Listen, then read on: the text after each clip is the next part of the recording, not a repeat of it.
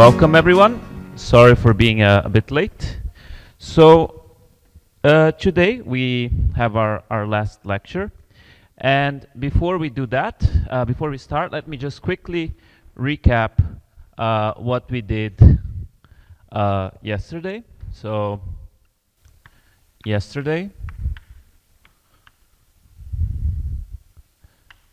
we started with, I showed you the magic of block encodings, right? I showed you that given a block encoding of a Hermitian matrix A,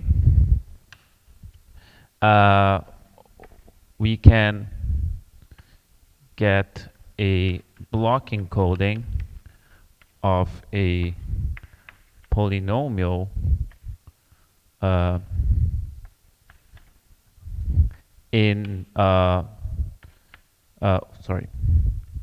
using degree poly A uses of the block encoding. And what we saw is that, for instance, using this, we immediately get quantum algorithms for linear systems,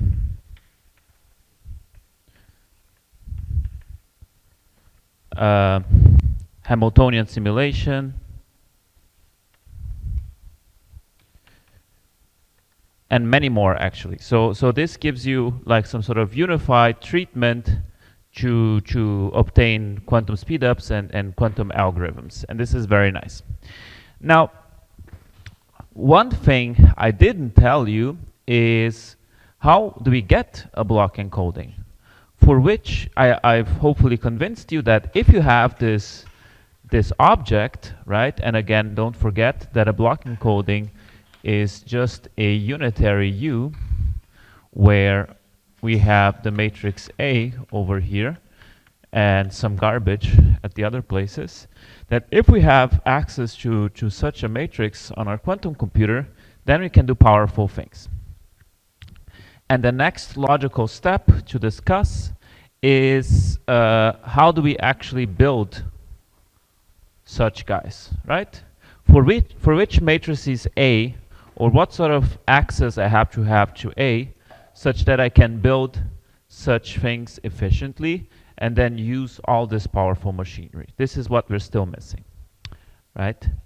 So we're going to discuss how to get block encodings for two kinds of matrices.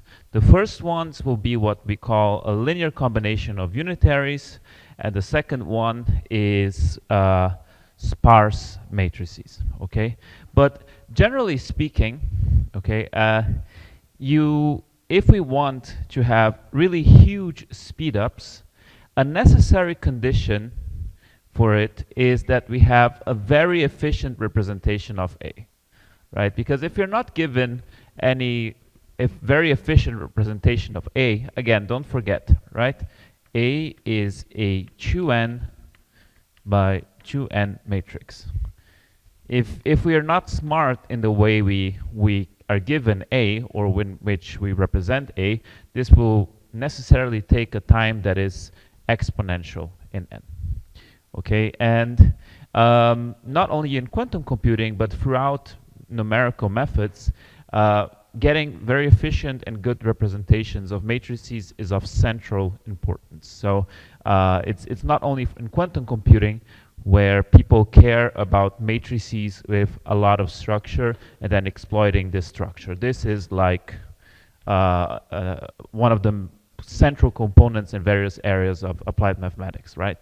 And in the two things we're gonna look at today, both the linear combination of unitaries and the sparse input can be seen as both can be seen under this idea of sparsity. So what is a sparse? So let's do a general definition of sparse with respect to a basis. So the idea of a sparse matrix with respect to a basis is, I mean, this space of matrices is just a linear space, right? I can like add matrices, multiply by a scalar, and so on. So it's a vector space. It admits a basis, right? So given a matrix basis, given a basis EI, I equals 1 until 4 to the n. This is the dimension of the space, right? For C, 2 to the n, 2 to the n. We say that A is sparse with respect to EI if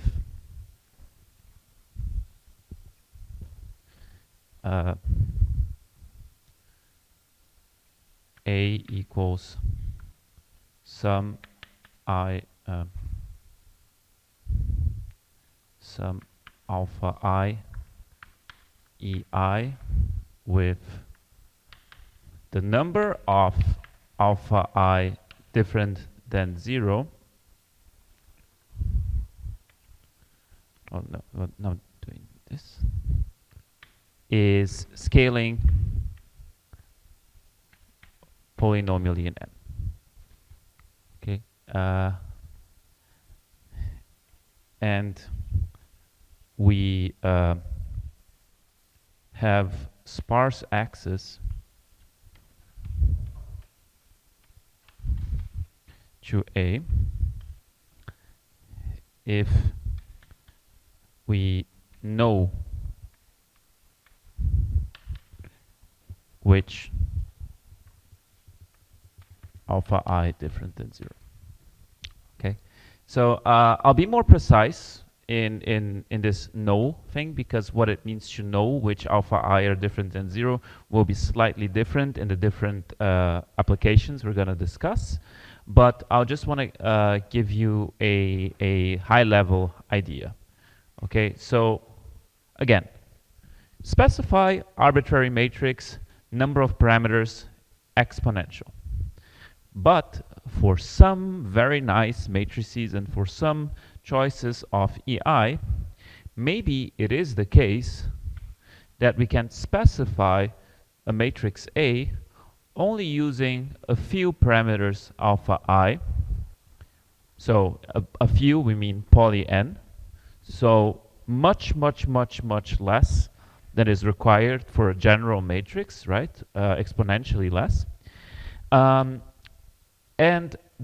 So it is important, if we want to use this representation, that not only we know such a decomposition exists, but we also can see, I mean, we also know somehow where the non-zero components are. Otherwise, it's difficult to exploit it. Okay, and that's the general idea of sparsity with respect to a basis, and you find it, yeah, it's really a central concept in applied math. Now, what we're going to do now is to consider sparsity with respect to the Pauli basis. Okay, so before we do that, let's introduce the Pauli basis.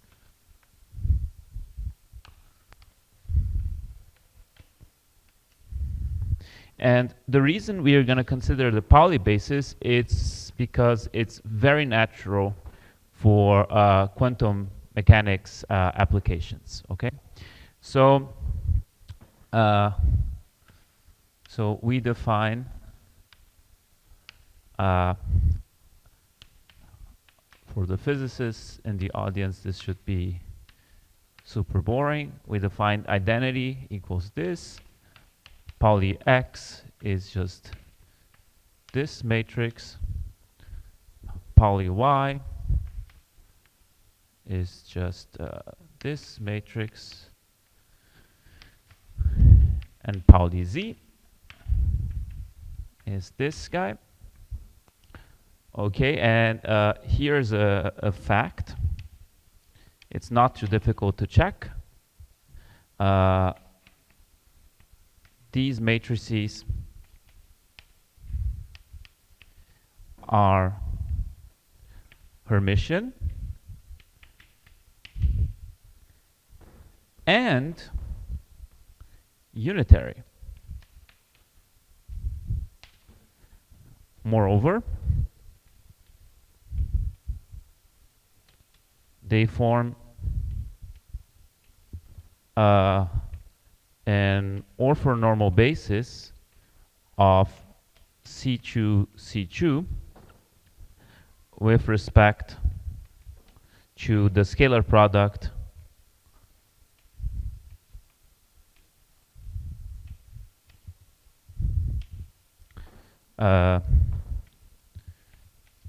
A B equals 1/2 trace A dagger B. Okay, so if you are in quantum computing, you learn to love the Pauli matrices because they are very they form a very useful representation of many things, because precisely as I said, they have this very special property of being Hermitian and unitary. In fact, it's only possible to have a basis with these properties in C2, in powers of 2, otherwise it becomes more difficult. Sorry, it doesn't really exist. So these are very special objects. And because of this property, right, that they're an orthonormal basis, we can also expand any matrix in terms of them. And we can generalize them to C2n, right? And so we can then define, another thing, so given some alpha and beta elements of 0n, bit strings, we define what is so-called the Pauli string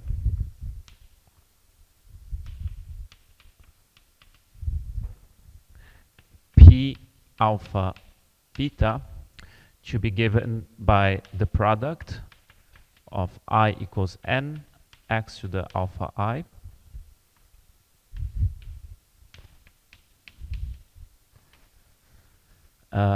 oops, not x.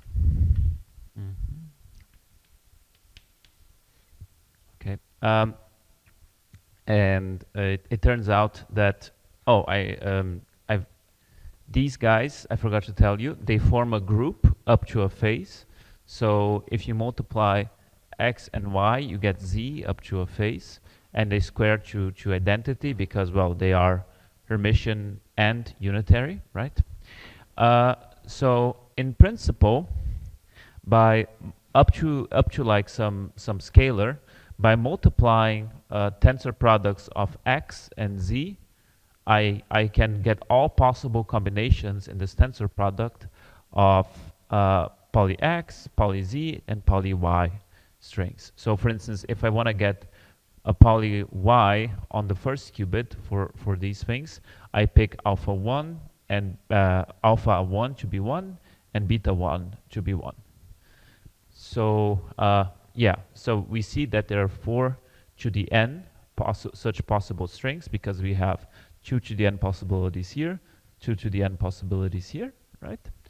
And what is again a fact? P alpha beta have the same properties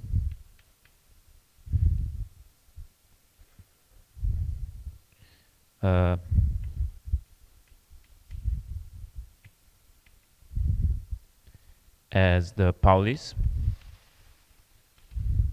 So they are Hermitian. They are unitary. And they form an orthonormal basis of C to N to N. So you can expand any matrix with respect to these P alpha beta, and the coefficient is given now by this normalized scalar product. So you have to normalize it appropriately.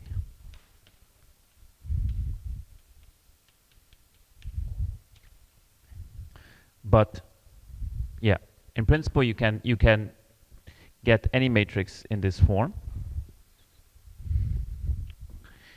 And well, I told you that given a matrix basis, we can consider sparse matrices with respect to that basis. And of course, I just introduced you a basis, so you can see where I'm going. We're gonna now consider matrices that admit a good representation with respect to the Pauli basis.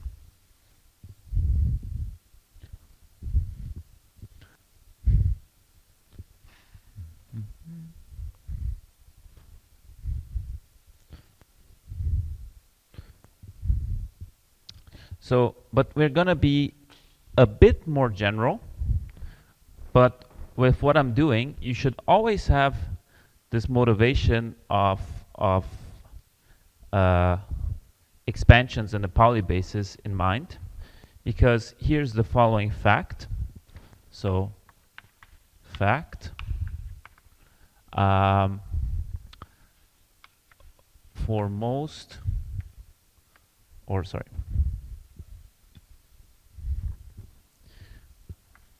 most quantum many-body Hamiltonians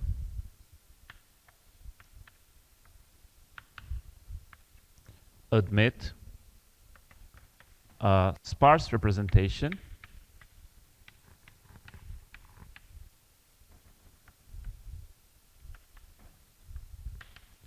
in the Pauli basis.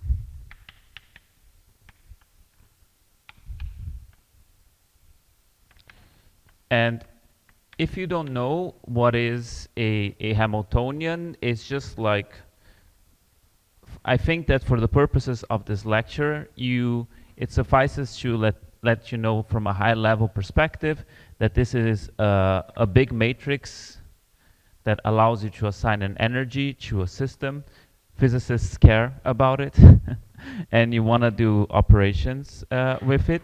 In particular, people are very interested for these Hamiltonians H to implement the transformation e to the IHT. Okay, so this is because this is simulating the Schrödinger equation, so physicists care about this thing. Okay. And it turns out that if you look at quantum many-body systems, they usually admit this energy function admits a very efficient representation in the spaces, usually with a low degree polynomial. Although for some applications, for instance in quantum chemistry, this polynomial can actually have a very high degree, like power 4 or something like this, which is then a bit annoying. But for most systems, this will be like linear or quadratic in system size. Okay. So we see that sparsity in Pauli basis is well motivated.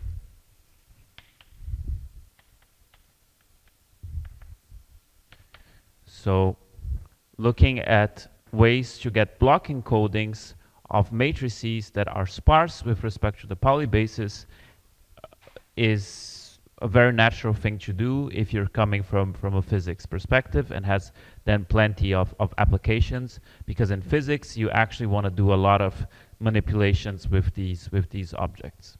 Okay. All right. So now let's start getting block encodings for these guys.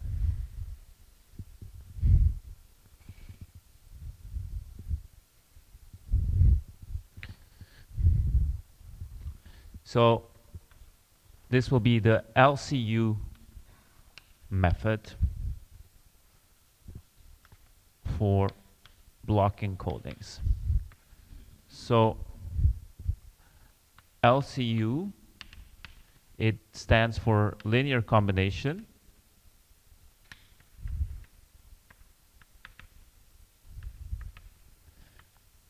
of unitaries. And it was introduced by Berry and others in 14. And the story is actually the other way around. So even though I started talking about block encodings, and then we are arriving at the linear combination of unitaries method, the history is that this linear combination of unitaries method was a predecessor of the block encoding, and then people looked at it and were like, oh, the block encoding is the right way to generalize things. So historically it's the other way around, that the linear combination of unitaries came first, and then people saw that the right way to generalize it was through block encodings. And what is the goal here? So we are given that A is equal to sum j equals 1 until m alpha j vj unitaries. And our goal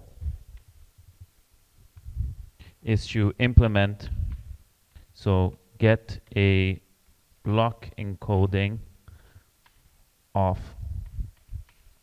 A. Now, again, the reason to make this assumption that we can expand our matrix in a smart way into unitaries comes from the Paulis.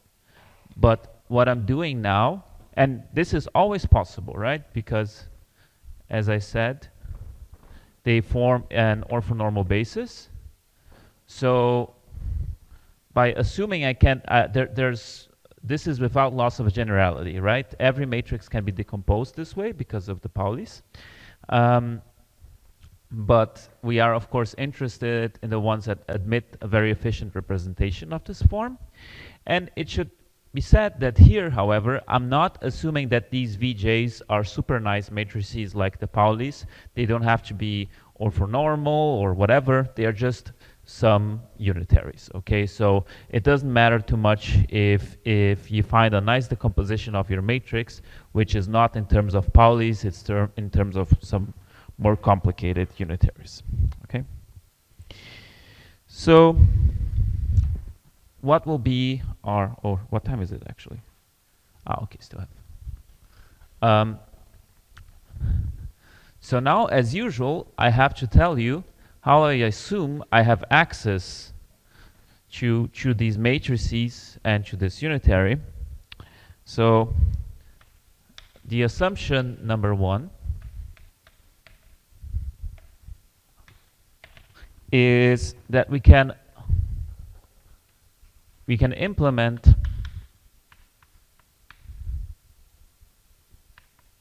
a unitary W that takes as input the zero state and spits out the vector of coefficients, sum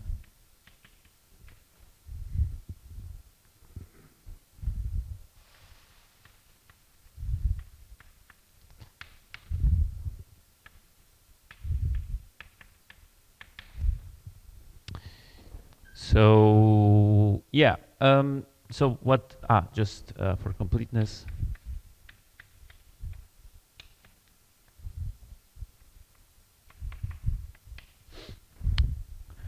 So this is needed to make sure that this thing over here is normalized, right? And you might ask, well, how difficult is it to produce such a vector, right? Because in principle it's an arbitrary state, no?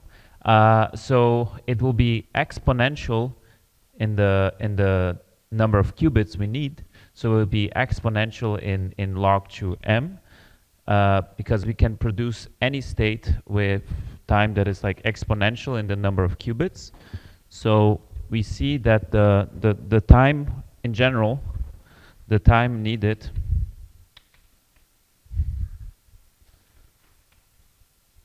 will be polynomial in M for to implement this vector of coefficients. Sorry, this unitary for the coefficients.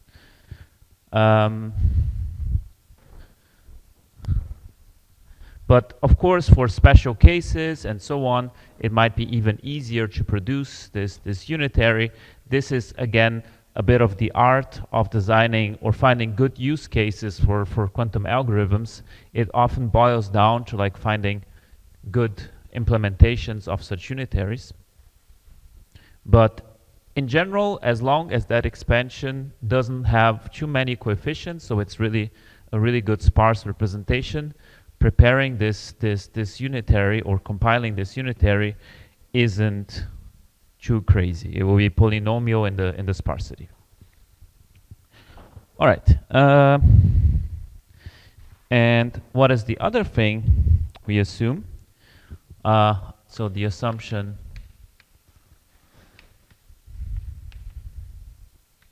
two is that we can implement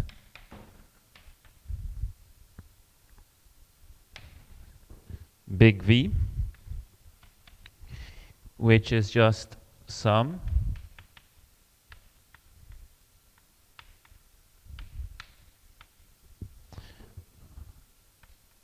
J tensor Vj. So this is a controlled unitary.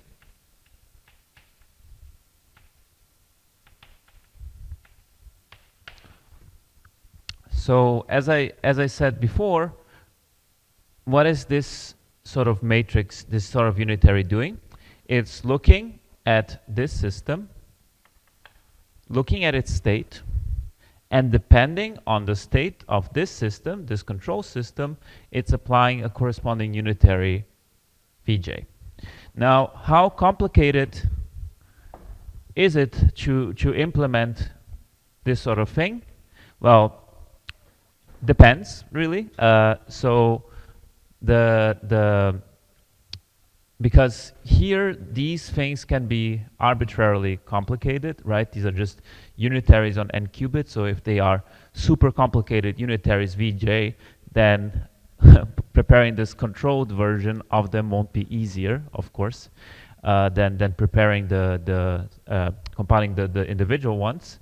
But for instance, if these things over here, for instance, they are super easy to implement, right? You just need to do single qubit gates to implement one of these VJs, and then performing a controlled version of it is also not insanely complicated, okay?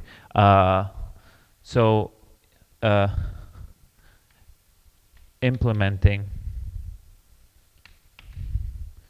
V roughly scales like poly m times the, let's say, maximal complexity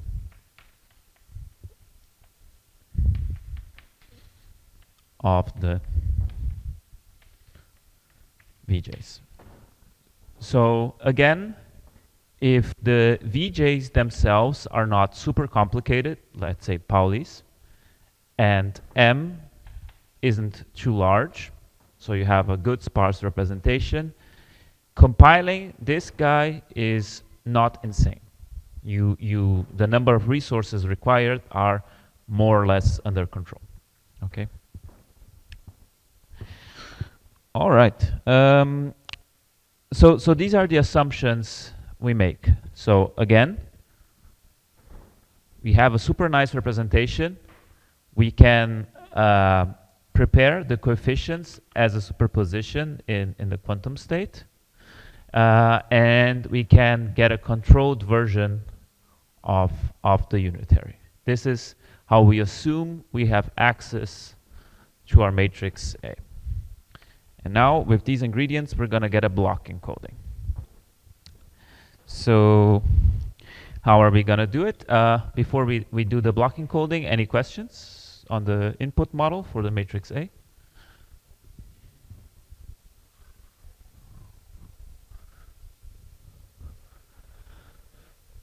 No, then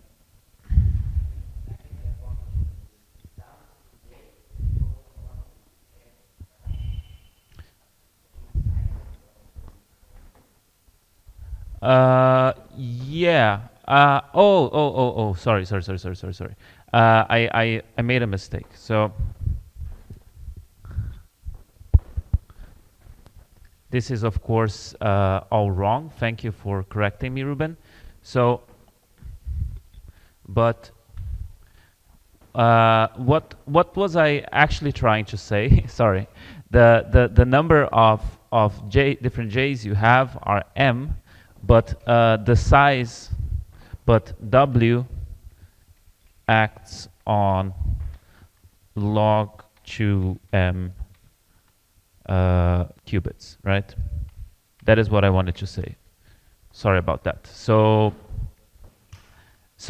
indeed, I have m different coefficients.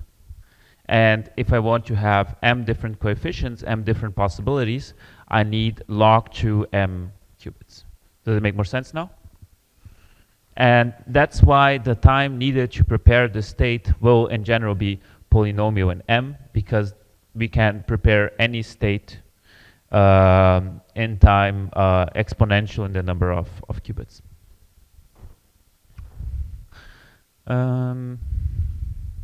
But again, sometimes this is super pessimistic and you have better ways of, there are lots of symmetries and the coefficients and so on. So also here, as in all aspects of the lecture, if you want to get a good quantum algorithm, you also need structure and nice ways of for instance, preparing such states. This can make the algorithm much more efficient. Other questions or remarks? Nope. Okay, then we'll see like how from these sorts of oracles we get a block encoding. Okay, so the thing we're gonna do is, so lemma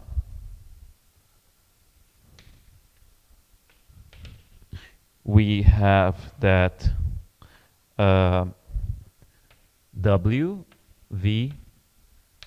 dagger is a block encoding of A. So let's prove this.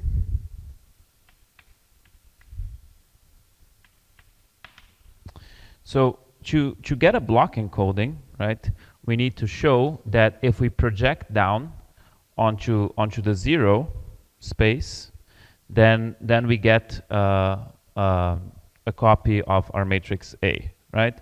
So what we need to show, so it suffices to show that 0 tensor identity times W dagger VW 0, 0 tensor identity is equal to 0, 0 tensor A over alpha 1, right? Because this is essentially saying that if we look at the upper left corner of this matrix, which is a composition of unitaries, and therefore also a unitary, we'll see some A over there. Question? Huh? Yeah, okay. So that's the next. Okay, so maybe let me actually erase this, because otherwise you will be super confused about where things act. So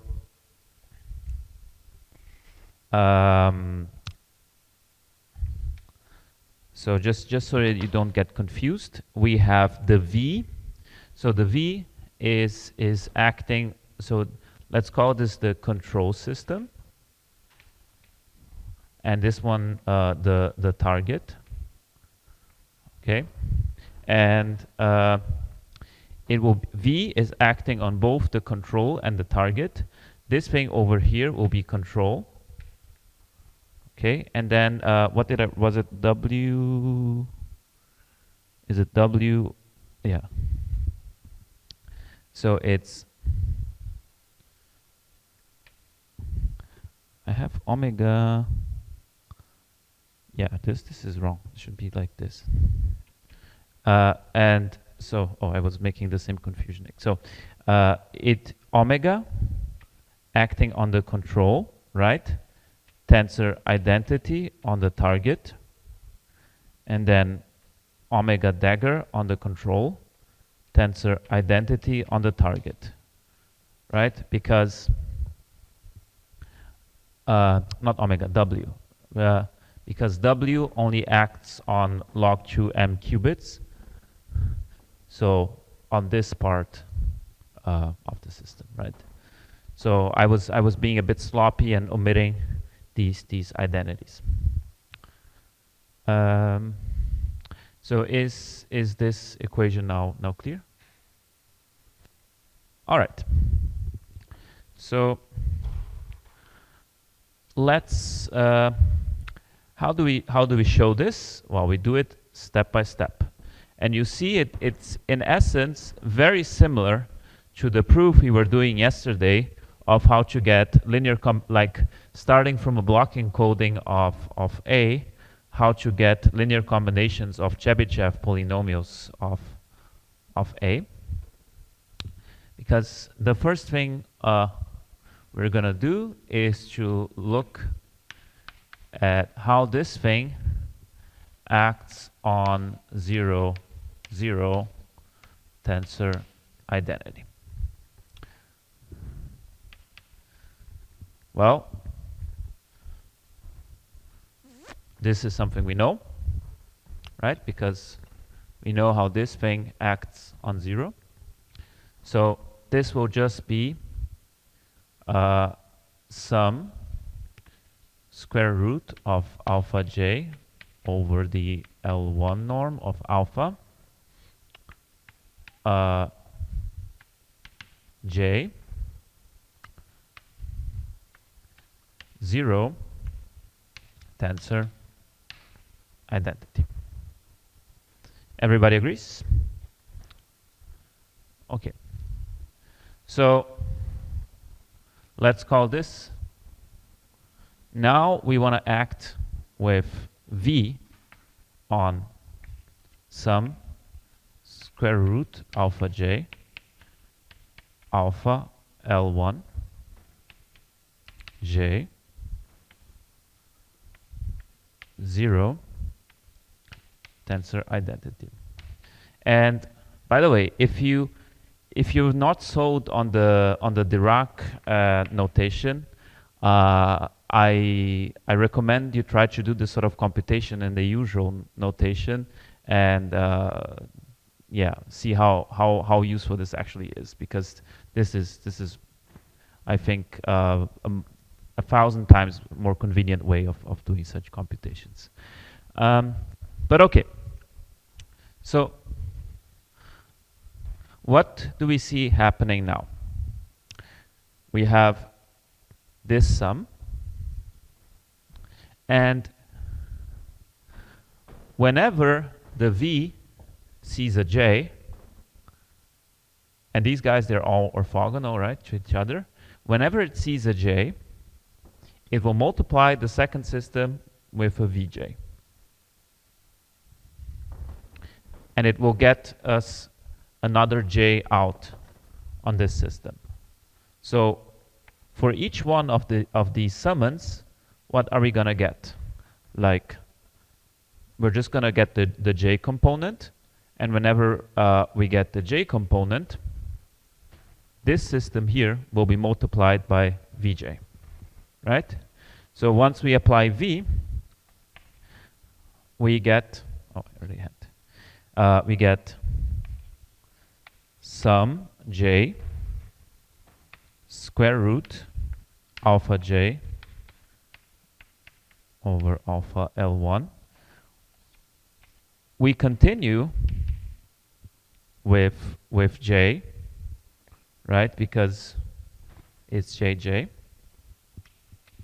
Then 0 tensor Vj now. Okay. All right, so we get a bunch of, oh, I shouldn't put a parenthesis now. We get this thing over here right now, right? Okay. Now,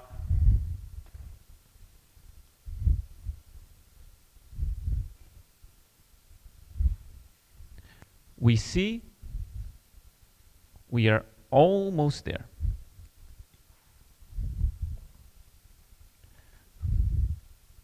What is the last thing we need to do? Well, we need to multiply with omega dagger inverse.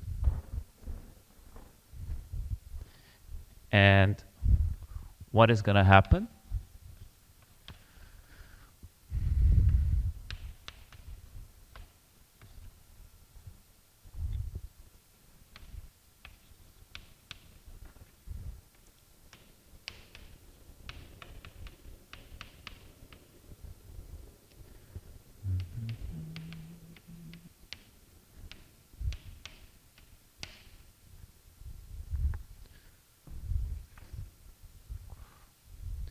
Well, we designed it precisely in a way such that when we do this thing back, what do we get? Well, we get another copy of alpha j for each one of the j's when we multiply with this thing back. So what we get is then sum j 0, 0 tensor alpha j over alpha L1 Vj,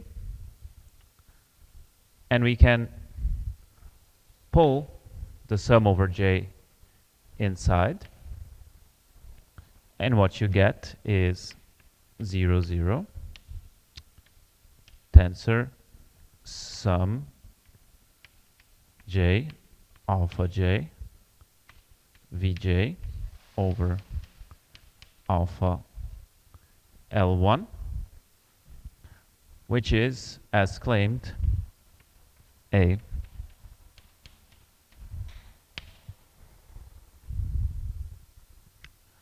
Okay, so what did this computation show us? This computation showed us that if we can load the vector of coefficients this way, and we can prepare the controlled version of the unitaries, then getting a block encoding of A requires us to use the encoding and its inverse once, like W and W prime dagger once, and V once. So we see that the cost of getting a block encoding for this guy will just be essentially the same as the cost of getting this and this block encoding. And yeah, as I said, for let's say quantum many-body Hamiltonians and so on, this is not particularly expensive, so it's not crazy to think about implementing this. Of course, for near-term applications, this is still completely out of reach, like these overheads for compiling these block encodings and things like that would kill you and are too expensive. But if you have a big fault-tolerant quantum computer, then this isn't crazily resource intensive. Question? Yeah. Why you have only multiplied the on the left side and not also on the right-hand side of the In the control, why why W only acts on the control?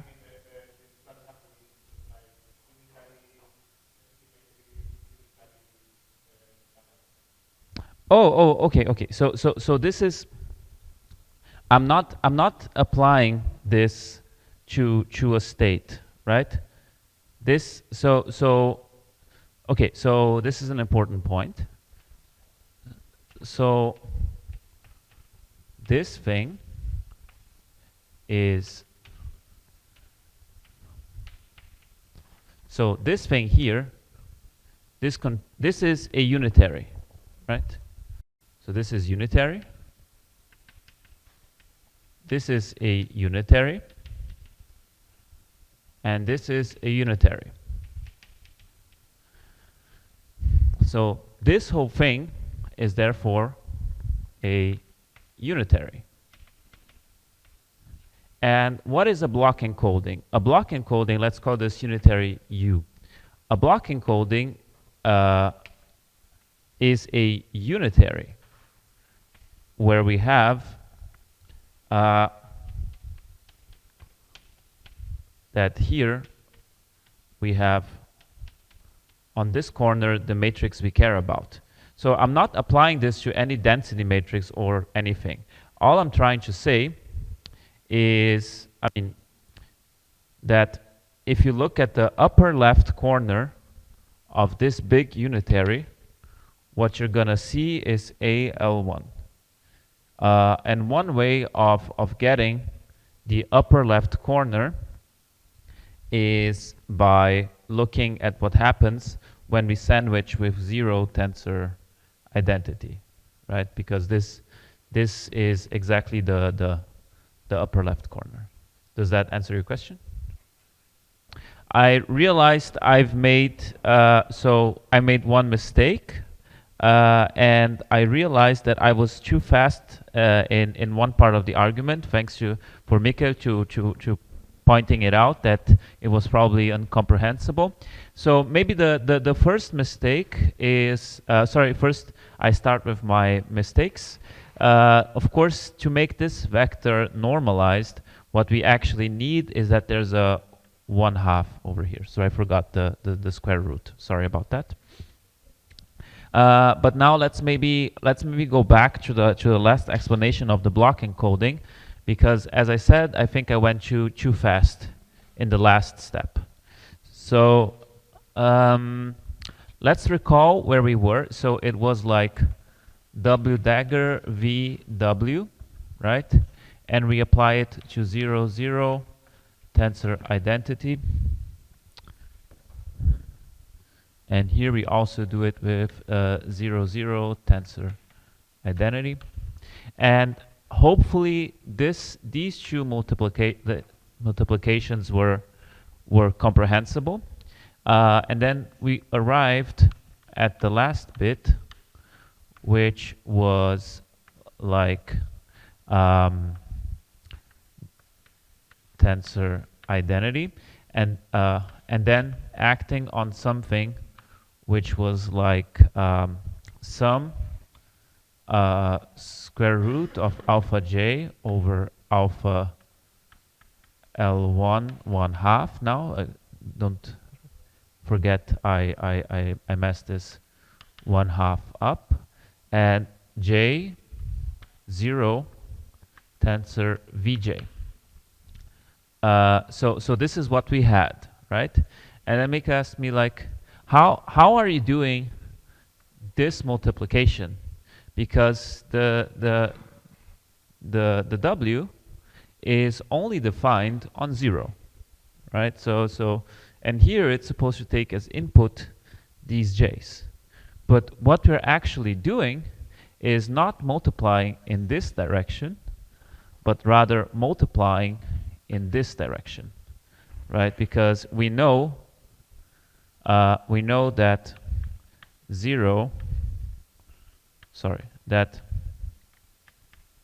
that this thing,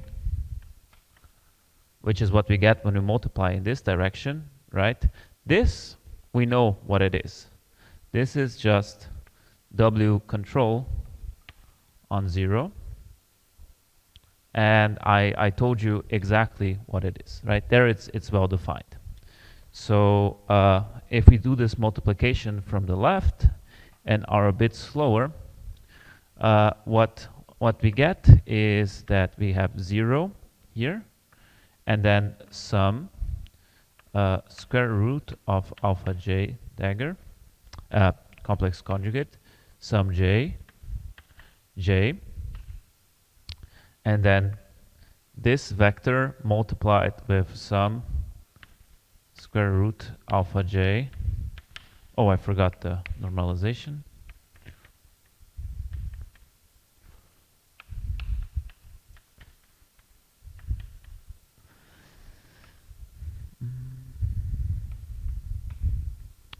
Oh, I forgot the identity, right? Sorry. There's a tensor identity here. And then here, there's a tensor Vj.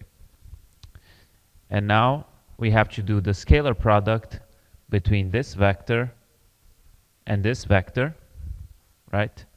To get indeed what we wanted. Okay, so then if you do this out, you see that this is indeed 0, 0 tensor sum j alpha j over.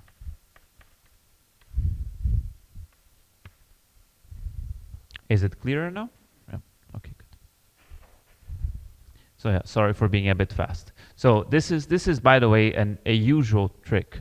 So as we'll see in a few, I mean, when you start seeing how one constructs such block encodings, it is always like something like this, where you have the encoding of the coefficients, and then you have the encoding of the actual things you're going to do. And it's always like this coefficient, a dagger thing you're going to do, coefficient. And the trick to show it works is always to first multiply from the right and then multiply from the left. Yes. Okay, further questions?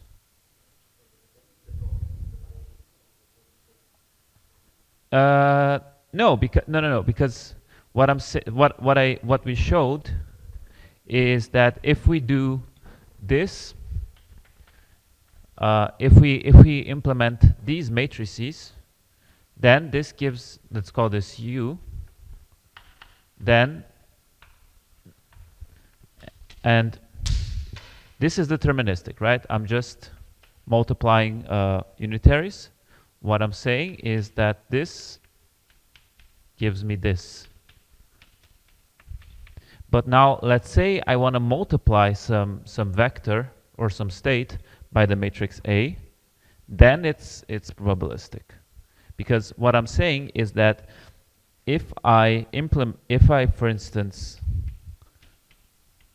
have this as an input, then I'm gonna get a psi 0 over alpha L1 plus something perpendicular. And then if I actually want to get A psi, I have to measure 0 over here, and that's probabilistic. So the generation of the block encoding is not probabilistic, but if you want to use it to get something about A, then it is. Yeah. Other questions? Nope. Okay, so now I'm gonna explain to you another construction of a block encoding, but due to time constraints, I think I'm gonna just give you the broad idea and not go through the details, because I would still like to discuss amplitude amplification and Grover. And we only have like 1.5 hours, and I think like if you understood this, then with some help and time maybe, it is also possible to understand how we work with sparse matrices. And it's like a bunch of manipulations like this one, so it's not that insightful. I think it's just, so I'll just give you the broad strokes of how to get block encodings of sparse matrices, and then we move on to Grover and amplitude amplification. And if there is time still left at the end, then we can go back and discuss the sparse matrix or anything you want in more detail.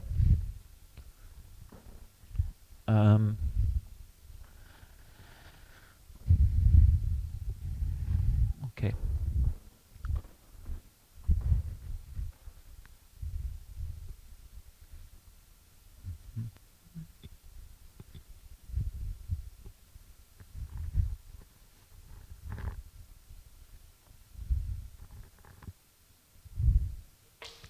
Okay, so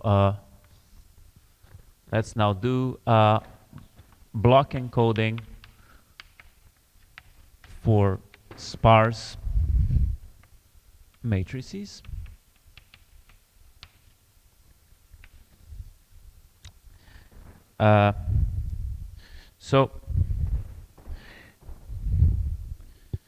So the, as I've said before, for let's say quantum physics problems, it is natural to assume sparsity in this Pauli basis. So that's why we like this the block encoding of as a linear combination of unitaries, because it's very natural from a physics perspective to have sparsity in that basis.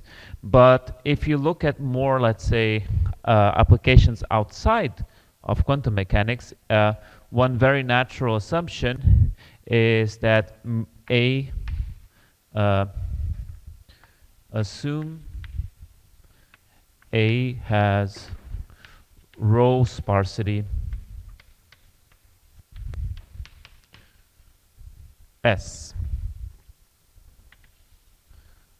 What does that mean? Every row of A has at most S non-zero entries.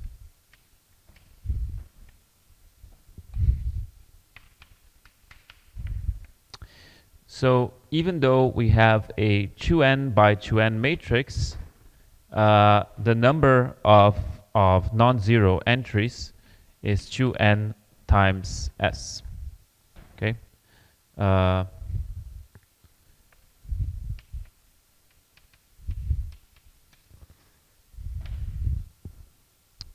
And for many applications, and in many applications, this arises. So, as I said before, being able to exploit sparse matrices in algorithms is one of the main recurrent themes in applied math.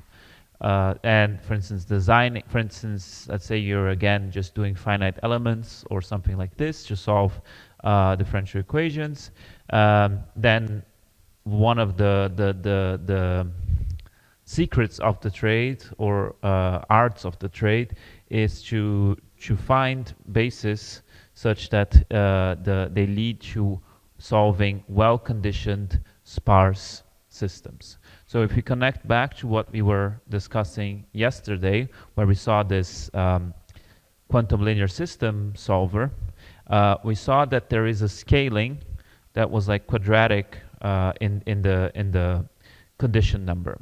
So, but I didn't tell you how expensive it was to get a block encoding. And it turns out that, as we're going to see, it is possible to get block encodings with a complexity that is proportional to the sparsity of S. So if we have matrices that are extremely well conditioned and extremely sparse, then in principle we can apply the linear system solver I mentioned yesterday.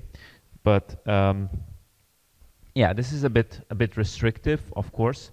I think, yeah, so just to say that it's maybe not insane to assume that we have a block encoding of a sparse matrix, but this doesn't mean necessarily that it's easy to work with linear system solvers for quantum systems. So what are going to be the assumptions we make? Again, I have to tell you how I have access to this matrix. And we're going to need two things. So we're going to need an oracle, a unitary that does the following thing. So if I feed it ij, so these are two n-qubit systems,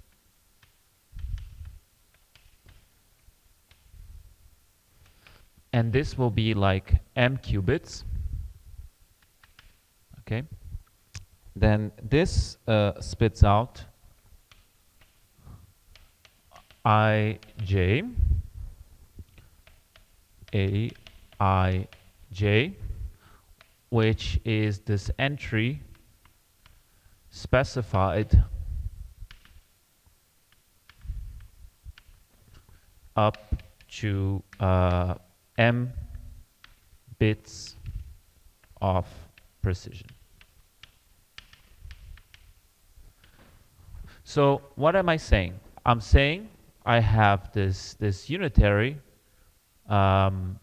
which this I indexes a row, this j indexes a column, and then when I ask it, hey, oracle, row I, column j, it tells me what that entry is, okay? But encoded into the state. How crazy is it to assume this? Let's go back 2 lectures ago. Remember, I told you that if you have a classical circuit, then to implement a certain function, then you can transform efficiently that circuit into a unitary that does the same thing. So if there is an efficient classical circuit that, given entries of a unitary, given an address for an entry of a matrix, tells me what that entry is, we can also build this thing efficiently, right, as a unitary. So just to make things more concrete, let's say that you have that like aij is just some function of I and j, where this is like a simple function.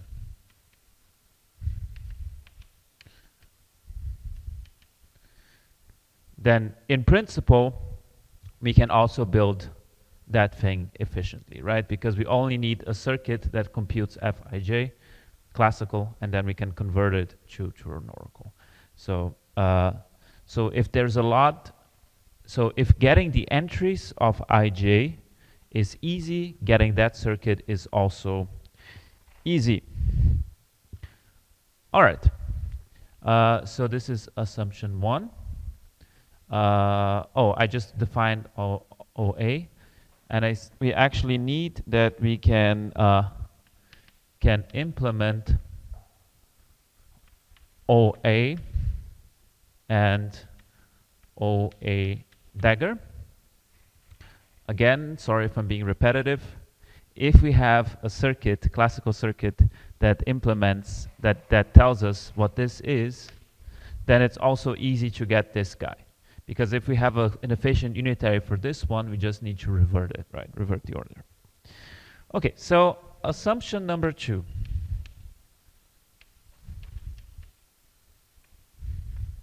Assumption number 2 is that we have this OA lock unitary, lock for location, and this goes from JL and it spits out J lock JL. So this thing is again n qubits. This thing here is log to sparsity qubits. And the function lock JL tells us the location of of ELF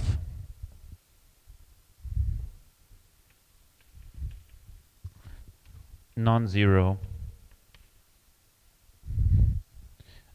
entry in row J.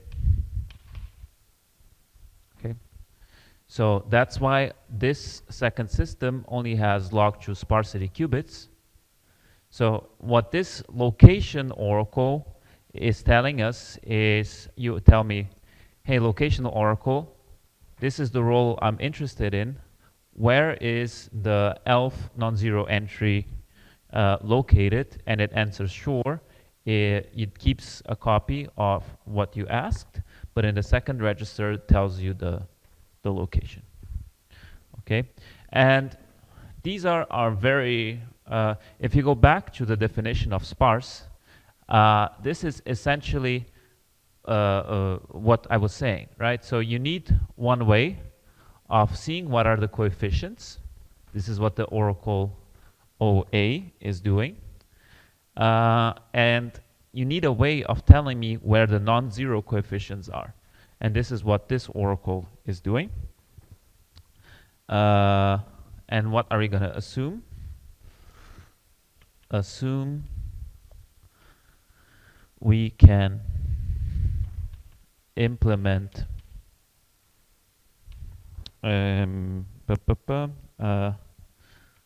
OA lock and OA lock dagger. Usual discussion. How crazy is it to assume I have this? Okay, then again, the complexity is similar to the classical complexity. So if it's classically easy for this function A, if there's like some very efficient circuit, classical circuit, some very easy function to write down, which tells me where the non-zero locations of this matrix are, then it's not too difficult. I mean, just a polynomial overhead to get also this quantum oracle that does exactly the same thing, right? And for some practically relevant problems, it is indeed super easy to implement this thing. So, for instance, it is not uncommon that you have to solve linear systems with what are called band diagonal matrices. So only entries which are like some distance r away from the diagonal are non-zero. Then it's sort of easy to write this down, right? So there are some examples where computing where the non-zero entries are isn't too complicated. Okay. All right. Um, Now, there is another uh, important thing we need to assume. Uh,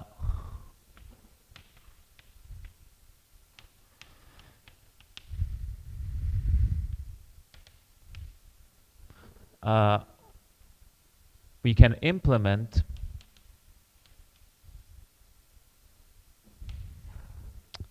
controlled unitaries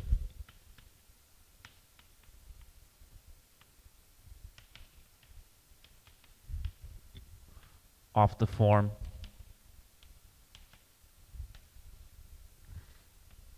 U aij takes as an input 0 and some aij. So this is again m qubits.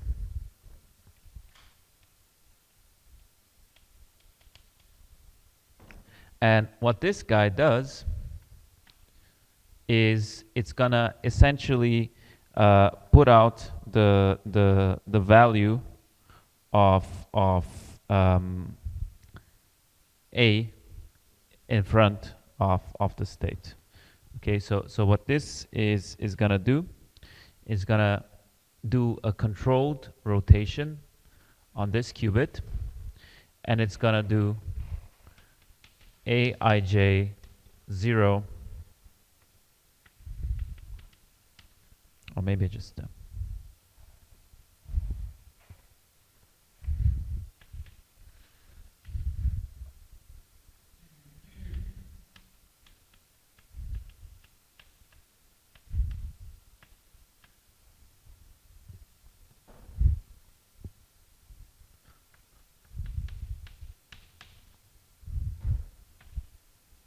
okay.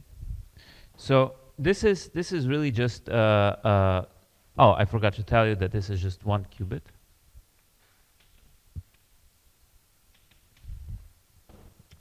So this unitary allows us to transfer information that is here in the register, right, about the entry of a matrix into the amplitude in front of the state. Okay, this is what these matrices allow us to do. Now you know what I'm going to say. How crazy is it to assume that we can implement such a thing? Well, in principle, this is just a one qubit unitary controlled on m qubits. And you know, this is a number which we assumed we specified to m bits of precision. So yeah, essentially the cost to compile a unitary such that we can get precision of m bits here will be poly in m. So poly m compilation. Because recall the Solovay-Kitaev theorem, right? That it told us that to get approximate unitaries, the scaling was like, let's say, log to the power 3, precision to the -1. And in this case, the precision will be 2 to the -m, right? So that's why we get the poly m. So this is just the Solovay-Kitaev.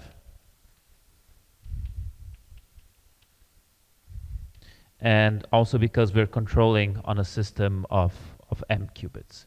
So the overall complexity of this step over here will be polynomial in the number of bits of precision. So as long as you don't want a crazy precision, you're fine. Okay. Any questions about the things I've said so far?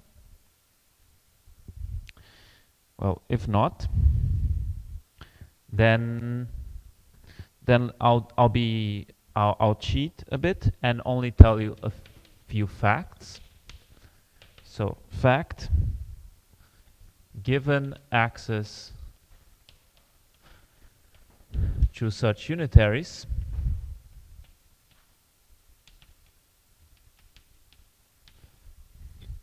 we can implement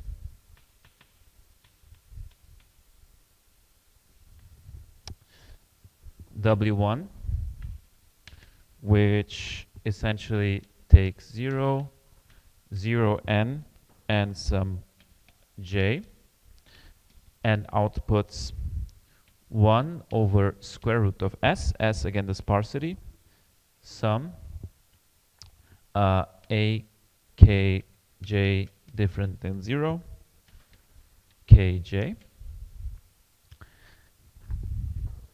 and W3.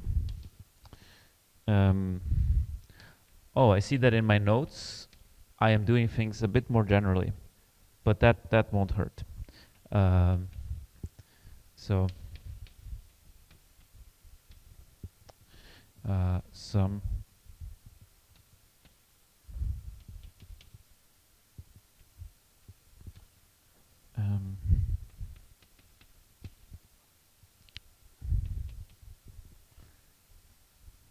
and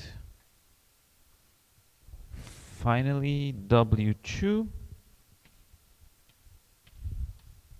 which takes as input 0 kj and outputs a kj 0 kj plus 1 minus kj squared 1 kj. Okay, so what are these unitaries doing?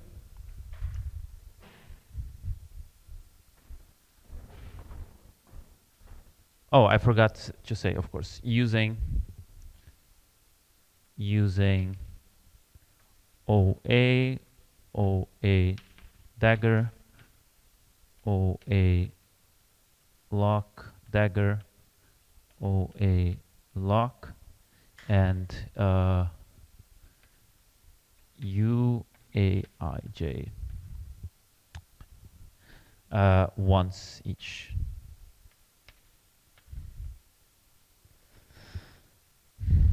So this thing over here is giving us a superposition of all the non-zero entries of the matrix, right, for a given column. And this is similar. Why am I saying it a bit more generally? Because actually for Hermitian matrices, W1 and W3 are the same, but I did it for non-Hermitian matrices for some reason here in the notes. And W2 is, what is W2 doing? It's telling you, given an entry of the matrix, by what you should multiply it. Okay? So if you look at what these things are doing, you'll see that they are the exact analog of what we had before for the linear combination of unitaries. Because this thing over here is the matrix that is telling us, sorry, the unitary, which is telling us which coefficients we should put in front of the elements. And this matrix here is telling us what the elements are with non-zero coefficients. And, well, what you can then show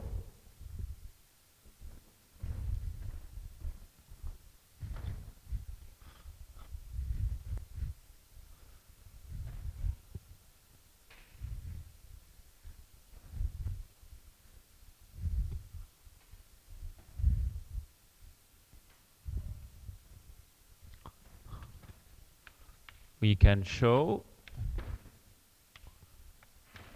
that W3 dagger W1, oh sorry, W2 W1 is a block encoding of A over S. Okay.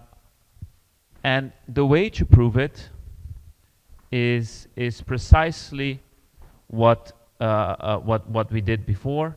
You know, just put you do exactly that same matrix vector multiplication we did with like these different bits and pieces. So I think it's actually a good exercise. I recommend you showing this. But yeah, I think there are more interesting things we can do in this last 1 hour we have left than showing that, because hopefully maybe you don't immediately see it. I also don't immediately see it, but hopefully you can believe me that the general structure of the proof is similar to what we did before. But what is the point here? Sorry, what are some important observations? The fact that we are dividing by the sparsity, right? So somehow we are also shrinking this matrix A by a factor that corresponds to the sparsity, which means that the higher the sparsity in some sense, the less, the less non-zero entries you have per row, the more you're sort of shrinking this matrix A when you're doing the block encoding. And this will, of course, affect the runtime of algorithms when you do things, because every time you solve something, you have to rescale then by S to get the true answer. And let's say if you don't have any sparsity at all, then you'll be scaling down the matrix by 2 to the n, right? Which is quite a bit. All right, but what is the point here? If S isn't too large, and we have classical efficient circuits to say what the entries of A are and where they are, then we have an efficient way of getting a block encoding. Okay, so we conclude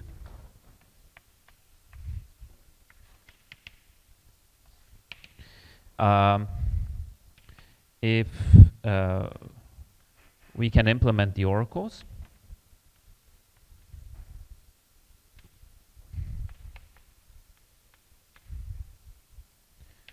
plus S equals poly n. The condition number is also poly n. Then we can solve the QLSP problem for A in time O of poly n. Why is that? Well, the time to get this block encoding will be polynomial in n. And we know that the number of times from what we've seen yesterday we need to use the block encoding is proportional to the condition number.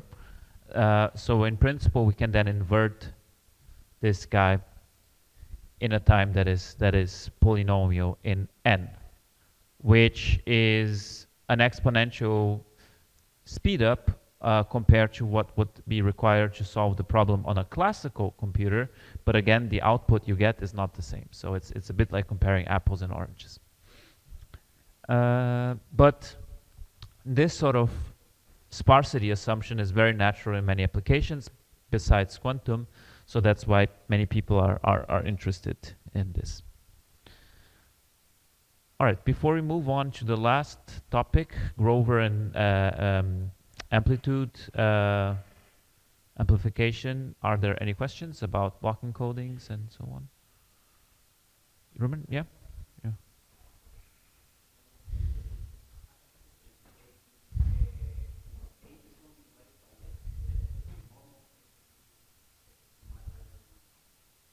Oh, yeah, yeah, sorry. I forgot to say everywhere that the assumption we need to make is that the entries of A are all smaller equal than 1 in modulus. So I forgot this very important assumption. We normalize, already at the beginning, we normalize A to have all the entries at most 1. And then you can show, using, for instance, Kersh-Gorin's circle theorem, that this implies that A over S has norm at most 1. Yeah.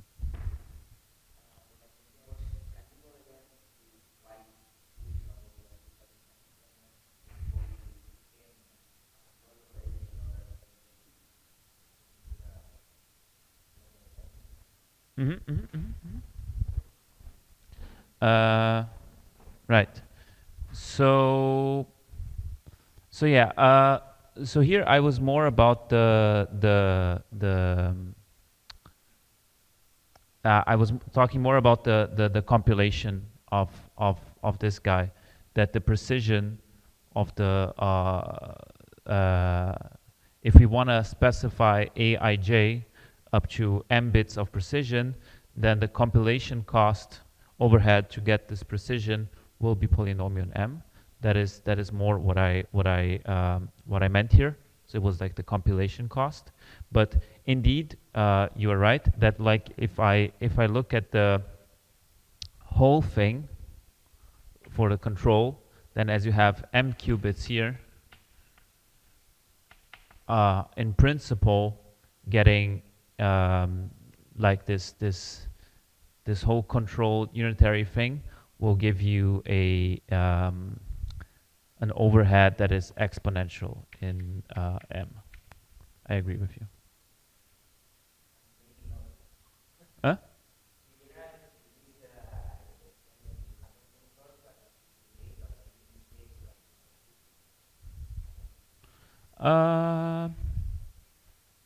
I'm not sure that you can do a trick because I mean, essentially this sort of controlled unitary was what they needed, for instance, in the original HHL paper, and I think that's where they have this polynomial precision problem, right?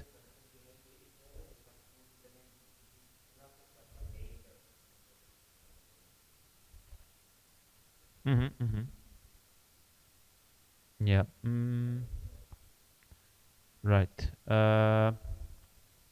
No. But they assume this sort of access, right, to the matrix. So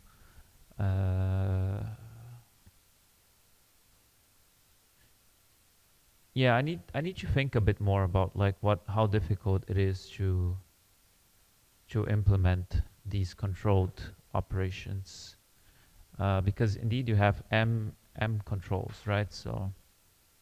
Mm-hmm.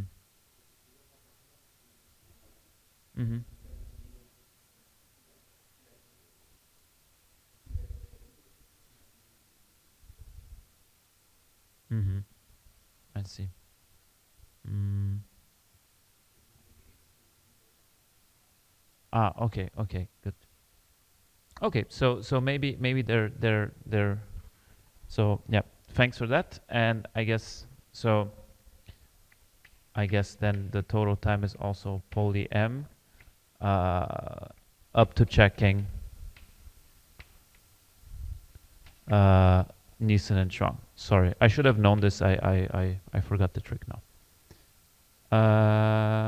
Other questions? I thought it would be good for you to see at least one more trick we are missing to have a better understanding of how to work with the block encoding formalism. And that is amplitude amplification. But I think it's, before seeing amplitude amplification, it's better to first see Grover, because amplitude amplification is just a variation of Grover, and I think Grover is nice on its own. But let me motivate the connection between these algorithms and what we saw before. So what we saw before is that if I have a block encoding of A and wish to prepare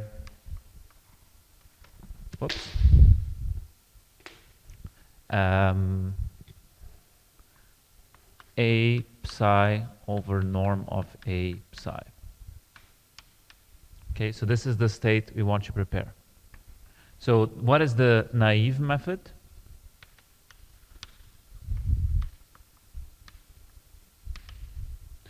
You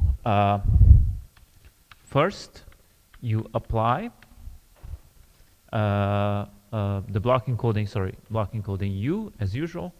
Apply U psi 0. Apply U 2. Then the second thing you should do is to measure the second system.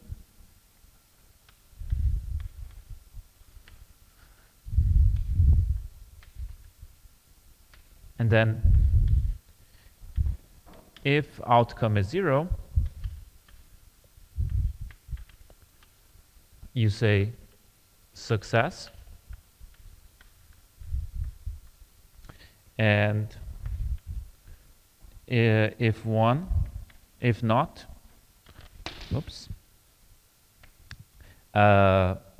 go to step 1. So why is that? Well, as we already said a few times, if we apply U to psi 0, what we get out by the block encoding property is this, plus something perpendicular. So what is the probability of measuring 0? Well, the probability of success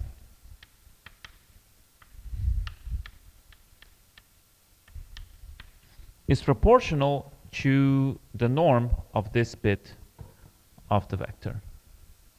So it will be A psi squared. So we need to repeat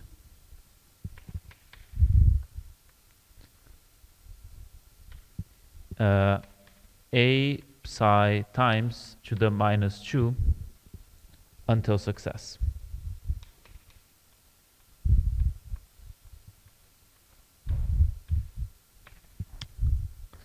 So, a few comments. There are two things we don't like. So, the first one is the fact that, like, the whole procedure is probabilistic.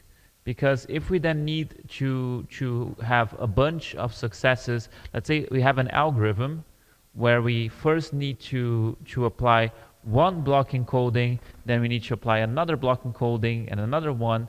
So, and there are algorithms like that, okay? Then the probability of success will decrease exponentially in the number of things or of matrices we need to apply, right? Because each one of them will have a certain probability of success. So if we need a bunch of them to work in succession, then this will decrease exponentially. And so we don't like the fact that this is probabilistic. And we also don't like the fact that there's a minus 2 over here. Like, maybe there are better ways. Maybe, is this the optimal scaling, right? And amplitude amplification allows you to solve precisely this problem. And why is it called amplitude amplification? And what is the important ingredient here? We know what we want to measure. We know which subspace is where the meat is, and which subspace is junk, We know that the subspace where the 0 is over here is the good one, the one we like, and that the rest is junk. So amplitude amplification is a method, as the name already tells you, to amplify a subspace which you know, to bring it up and bring the rest down. Okay, so in the case of the block encoding, we'll want to increase the weight of the state on the subspace where here we have 0, okay, and bring it to essentially 1, because then we know that if we measure 0, which we'll now do almost with certainty, then we're fine, right? When we have the right thing. So this is the general idea of amplitude amplification. You know that there is a subspace you like. You want to amplify the vector, the state on that subspace, and then essentially you'll measure in that subspace with probability 1. And of course, this is not for free. This takes some effort. But what we're going to see is that we can essentially use amplitude amplification, this procedure, essentially a to the psi minus 1 uses of amplitude amplification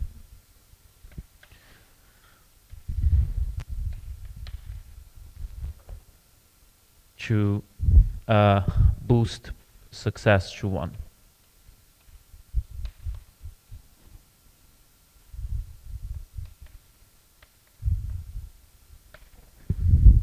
So instead of having to measure a bunch of times until success, we can use this procedure I'm going to explain in a bit, a number of times that is quadratically better than if you would just do things probabilistically, and then be essentially sure that you got the right thing. So this sort of then, given this procedure, we now more or less have all the tools for block encodings, because it also tells you how to really get this vector you care about, right? All right. Now that we have the motivation, we'll do something that is slightly different, but hopefully you see the connections. So let's do Grover's algorithm, which is maybe on the top 5 or top 10 hits of quantum computing. So this was developed in '96 by Lev Grover. So when I taught this course a few years ago, or like an extended version of it, a student asked me what Lev Grover is up to these days. And I don't know. And I think he hasn't published much in the last few years, but I think he also works for a spying agency. So who knows what he's doing. So he had this fundamental contribution, but unlike Shor, who like had, besides this algorithm, other tens of fundamental contributions to quantum computing, I think like Grover was more of a like one-hit wonder. But anyways, so what is the problem we want to solve? So what is the task? So we are given some f, which takes as input n bit strings and spits out 0 or 1. And we are given the promise there exists xi such that there exists a unique xi such that f of xi is equal to 1. Okay, and our goal is to find xi. So this is also called the unstructured search problem, because we're just given some random messy function, and we have the promise that for one very special input it's 1, for the rest it's 0. We have to find that very special input.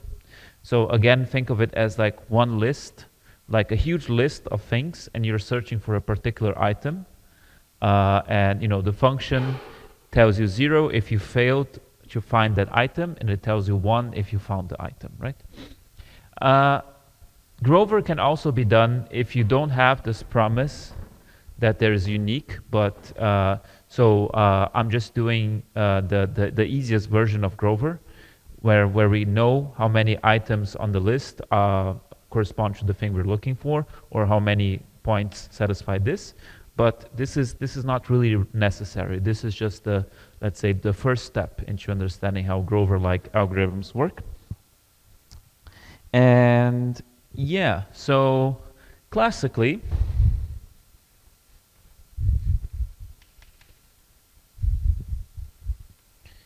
how many queries to solve this problem to F? Any ideas? 2 to the n, right? If we don't know anything about F, then it doesn't matter if we're doing a randomized algorithm or whatever. The query complexity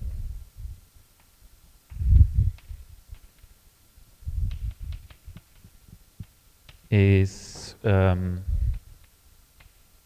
to the n. Quantumly,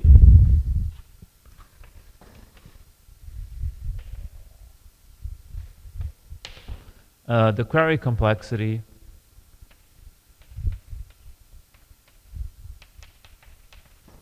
is O of 2.5. So this is a quadratic speedup.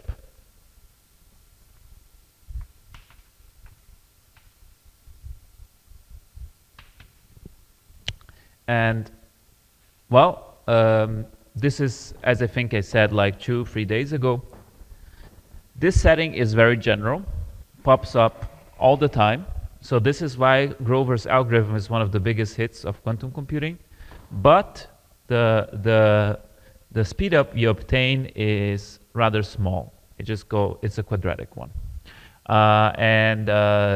Over the last few years, even there has been some controversy regarding as to this will on its own yield a quantum, like a useful algorithm any day, because other overheads of quantum computing might kill this in practice.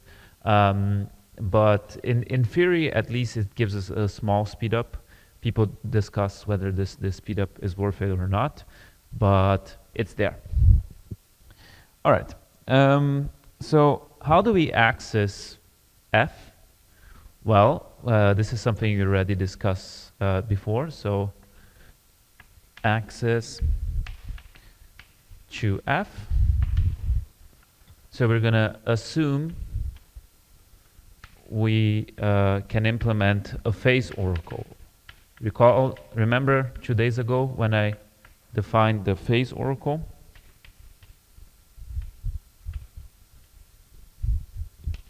So it's defined as like O F plus minus I is equal to minus 1 xi I. All right. And we are also gonna assume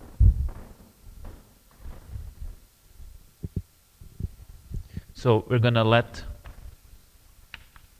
R be the reflection around 0. So R is the unitary matrix identity minus 2, 0, 0. So not too difficult to implement that one. Okay, now what we're gonna do is to implement what is called a Grover iterate. So what is the algorithm? What you do is you apply what is called the Grover iterate, which is given by G equals Hadamard tensor n R Hadamard tensor n, and then our phase oracle. So this thing over here is what? Well, we can take the definition of R and just squeeze it with the Hadamards, and we see that Hadamard tensor n R Hadamard tensor n is nothing. So if we expand this, the Hadamard is its own inverse, right? So it will be identity. And then we multiply on the left and on the right with Hadamards over here. So on the left and on the right, we'll get plus. Oh, I forgot it's n qubits. So you get plus tensor n, or let's say plus plus tensor n. Okay. What is this thing? Well, this is just a reflection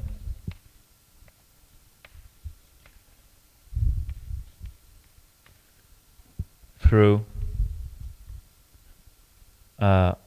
plus.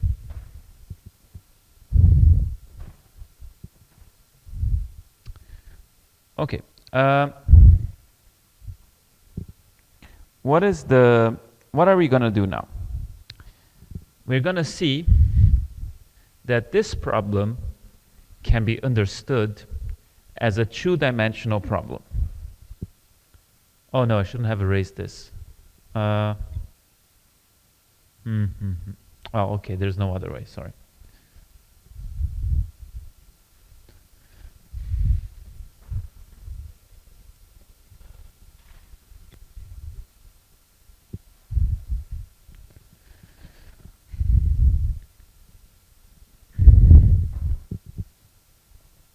So why is it a two-dimensional problem?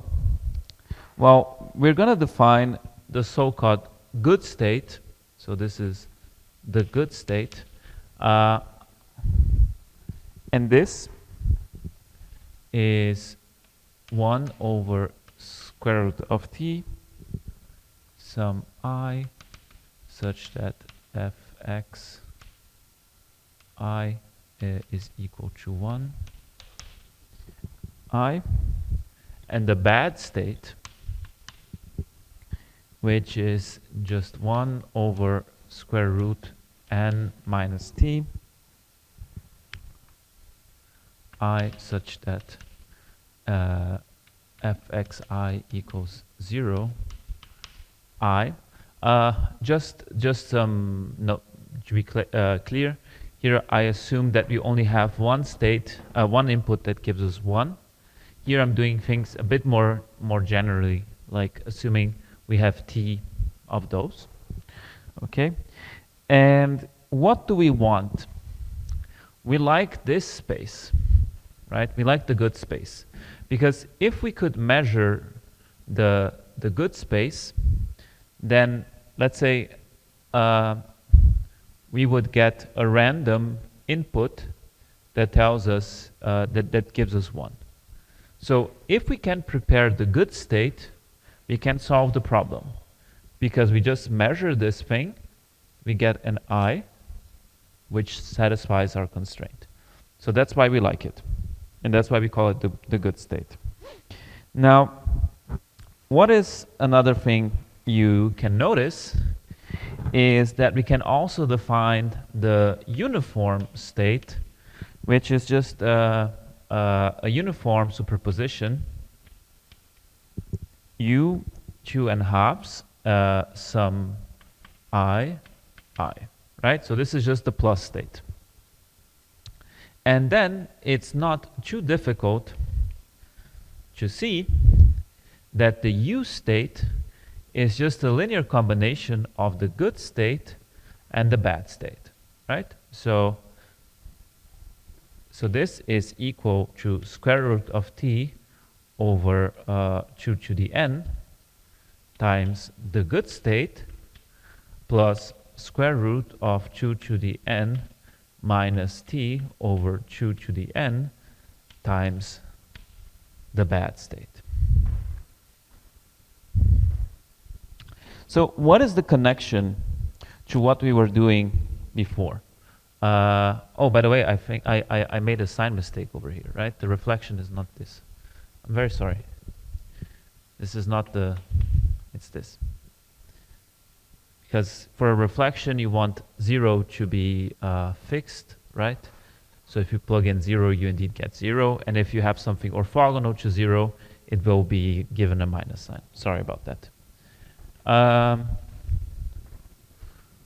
So going back to the problem we had before, we see that we are in the setting where we have some vector u, and it can be written as a linear combination of one vector we like and one vector we dislike. And the good and the bad, they are orthogonal, right? Because they only have different i's in each other. And this vector over here, which is a uniform superposition, is something we can easily prepare, okay?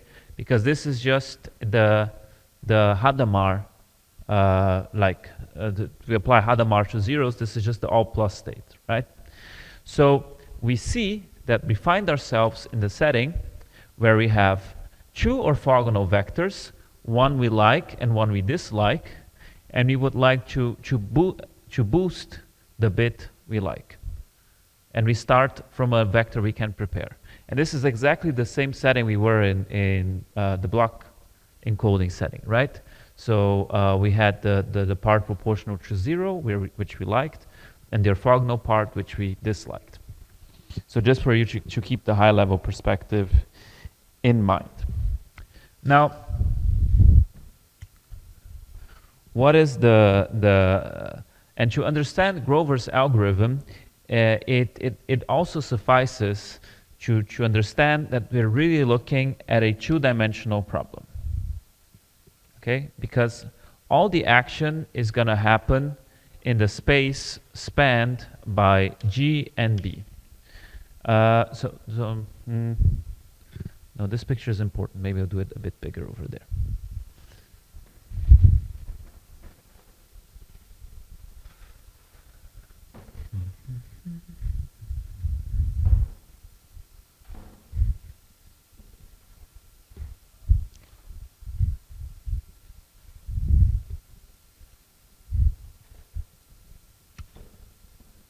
So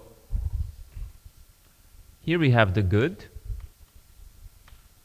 Here they have the bad. And this picture is accurate because, again, they are orthogonal, right? And we have this u over here. And, you know, this makes sense to draw it like this again because we are assuming that the vector we start from probably has more bad than good. And our goal here is to start from this thing, apply some transformations, and kill this component and bring this guy over here. Right? This is our goal. Now, what is the interesting thing? So I already explained to you my error propagated over here.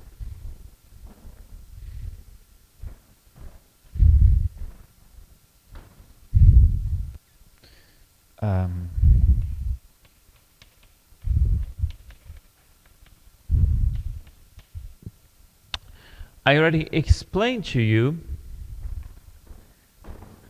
what that Hadamard does. it's a reflection through u. So if I have, let's say, a vector over here, and I apply that thing, let's say with some angle psi here, then it's just going to go over here with psi, right? It's a reflection through this axis. Now, what is... So we see what one bit of the unitary does, but we also have what we called... we also have this phase oracle, right? And what does the phase oracle do?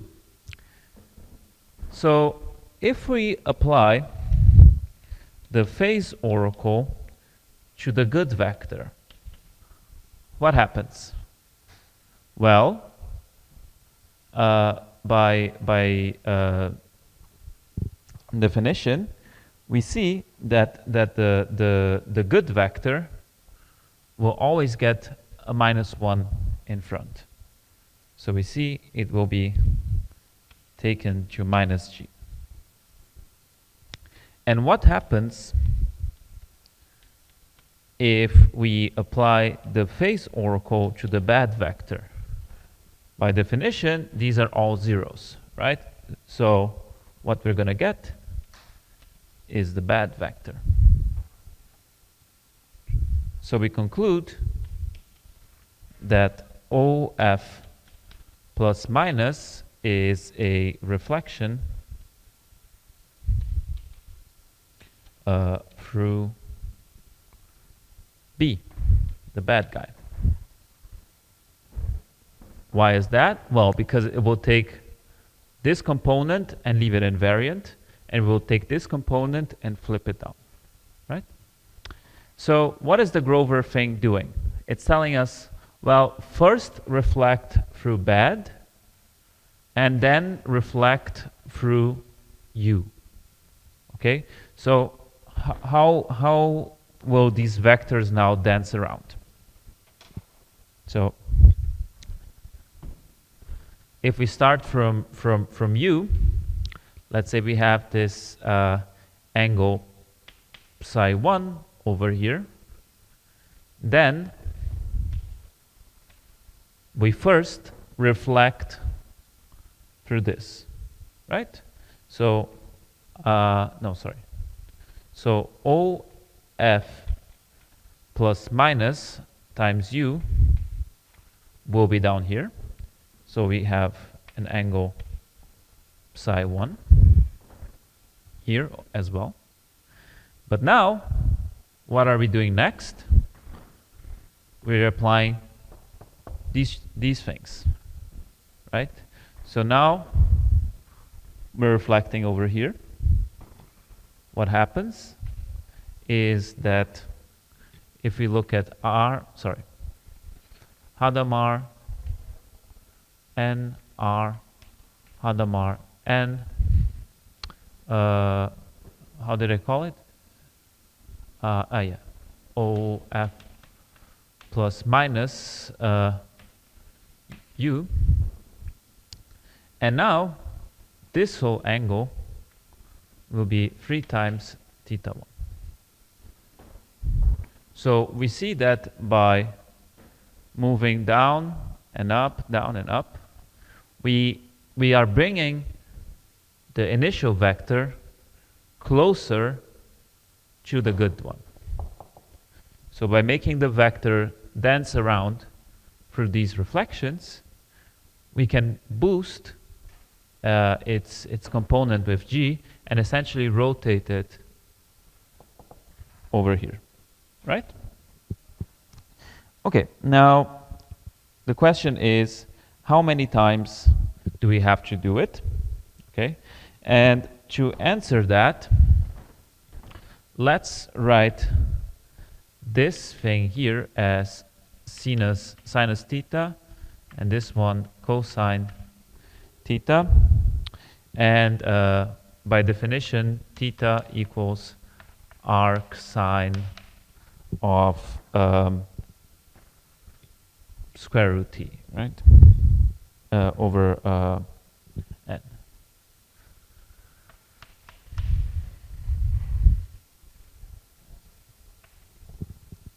So this is our angle. And it turns out that from what we've just seen, right, that if you perform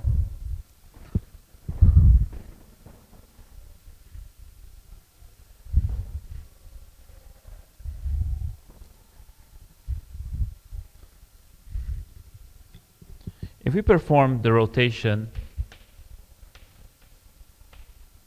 the Grover iterate k times, the state psi k will be given by sine 2k plus 1 times theta times the good plus, small, cosine 2k plus 1 theta times the bad. And all we need to do now is to make sure that we pick a k such that what we want is that k is such that 2k plus 1 times theta essentially equals pi half, right? Because then we rotated it over here. Now we need to do some math. And the probability of measuring in the good thing is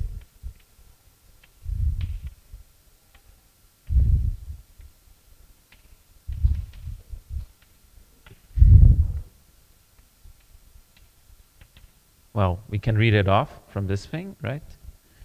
Is sinus square, sine square, 2k plus 1 theta. And what do we need to do now? What should I... maybe I can continue over there.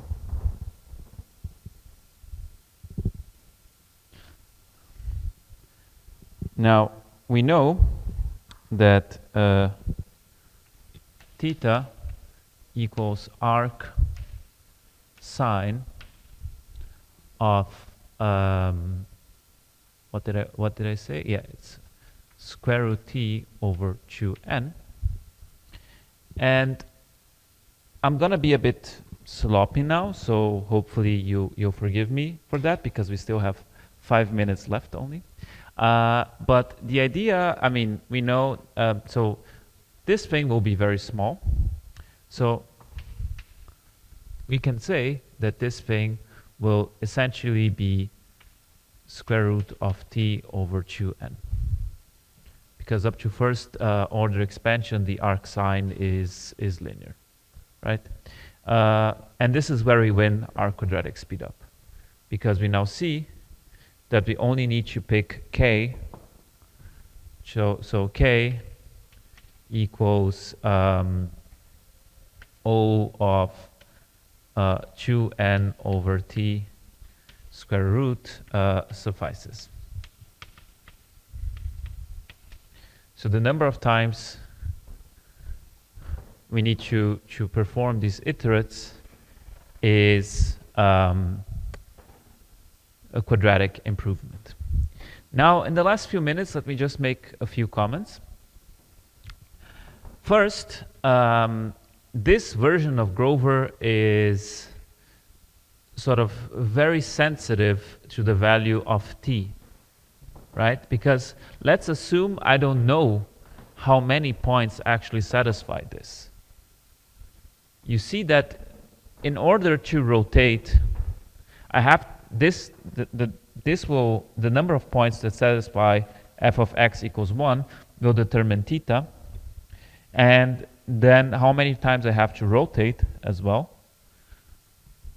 And if I rotate, for instance, too many times, then I start bringing the vector over here, right? And then the probability will start decreasing again. So in some sense, this version of Grover requires a precise knowledge of how many points you have that satisfy the equation. But luckily, there are more refined versions of Grover that that don't really need this. So you can do some variations of Grover. I'll put it in the lecture notes where you don't need to know exactly what t is to find your solution. So this is what people call overshooting.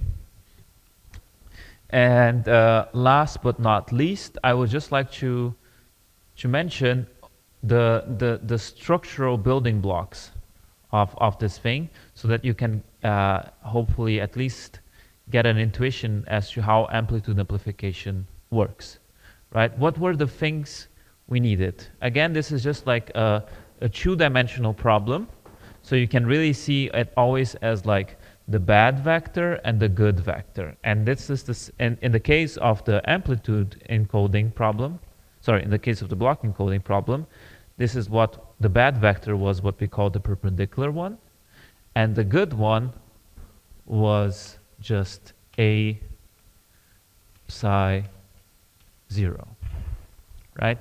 And in particular, this is the relevant bit. Like we don't understand this thing very well, but we very much understand this guy, right? 0 is super easy. So and all we need to be able to do is to implement these. So, and the u, what we had in u before, will play the role of this guy, which is again a linear combination of the good and the bad. And then amplitude amplification follows exactly the same route. We perform these reflections and then rotate something that starts over here to over here. So so the structure of the algorithm is the same. You have these two orthogonal vectors, and you implement these reflections until you rotated them enough, and the square root improvement comes again by the same reasoning. All right, I think we have 2 minutes left. So maybe in these 2 minutes, just a few pointers as to very important things we haven't done. So in the beginning, I already mentioned error correction. This is something you haven't talked about at all. This is also very important. This is something you might be interested in doing.